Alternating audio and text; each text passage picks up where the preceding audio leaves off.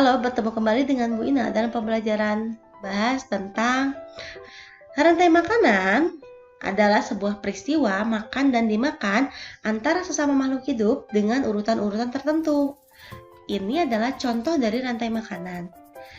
Dan urutannya harus tertentu ya, serta kalian perhatikan tanda panah tidak boleh terbalik. Karena jika terbalik, maka artinya akan terbalik juga. Nah, rantai makanan ini berarti padi dimakan oleh belalang. Belalang dimakan oleh kodok. Kodok dimakan oleh ular. Ular dimakan oleh elang. Nah, ini urutannya ya. Nah, dalam suatu rantai makanan terdapat makhluk hidup yang memiliki peran. Ada yang sebagai produsen, biasanya tumbuhan. Ada yang sebagai konsumen. Ada tingkat 1, 2, 3, 4 sesuai urutannya. Dan yang terakhir ada dekomposer atau pengurainya. Oke, pada rantai makanan ini, padi berperan sebagai produsen. Kemudian belalang berperan sebagai konsumen.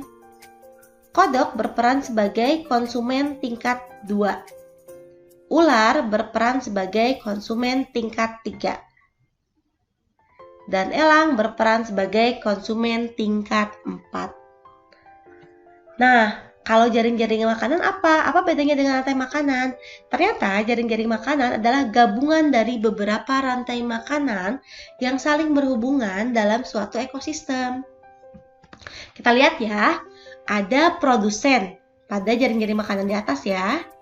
Kemudian ada konsumen tingkat 1. Biasanya ini adalah hewan-hewan pemakan tumbuhan. Ada konsumen tingkat 2. Ini memungkinkan ada di karnivora atau omnivora ya. Dan juga ada konsumen tingkat 3. Nah, kita lihat ya contoh soal yang memungkinkan jika soalnya tentang rantai makanan adalah diperlihatkan sebuah gambar. Ada tanaman dimakan siput, siput dimakan burung, burung dimakan rubah, rubah mati akan diurai oleh pengurai, biasanya berupa bakteri. Nah, apa yang akan terjadi jika populasi siput bertambah? Ini yang ditanyakan ya. Kalau siput bertambah, maka apa yang terjadi dengan tanaman? Yang merusak tanaman akan banyak, sehingga tanaman akan turun. Jika siput banyak, apa yang terjadi dengan burung? Nah, siput merupakan makanan burung, sehingga sumber makanannya melimpah, maka burung pun akan naik populasinya. Populasi burung naik nih, apa yang terjadi dengan populasi rubah? Ternyata karena sumber makanannya banyak, rubah juga akan naik. Nah ini ya, seperti ini. Nah, atau soalnya seperti ini. Apa yang terjadi jika rantai makanan terganggu? Ada rantai makanan di sawah, ini contohnya di ekosistem sawah ya. Di ekosistem sawah, ada seperti ini ya urutannya. Kemudian, karena melihat banyak sekali tikus di lahan sawahnya, ayah tidak suka nih. Kemudian, ayah pengen mengusir tikus-tikus tersebut agar tidak terlalu banyak di sawahnya. Apa yang terjadi? Ayah menggunakan racun tikus untuk membasmi tikus. Dan tikus memang berkurang sangat banyak. Apa yang terjadi dengan ular apabila populasi tikus menurun? Ular tidak ada makanannya, sehingga kemungkinan pertama ular akan mati, disertai dengan elang juga yang mati. Sehingga dalam ekosistem sawah tidak akan ada ular dan tidak akan ada elang. Atau bagaimana jika ular karena tidak ada makanan, maka dia akan pindah habitat. Mungkin akan ke rumah warga untuk mencari makanan.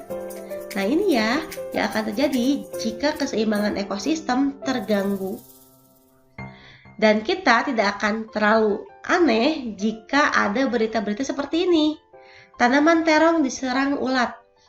Kenapa bisa diserang ulat? Berarti ada yang salah dengan ekosistemnya. Mungkin karena di sini curah hujan yang tinggi, ulatnya terlalu banyak.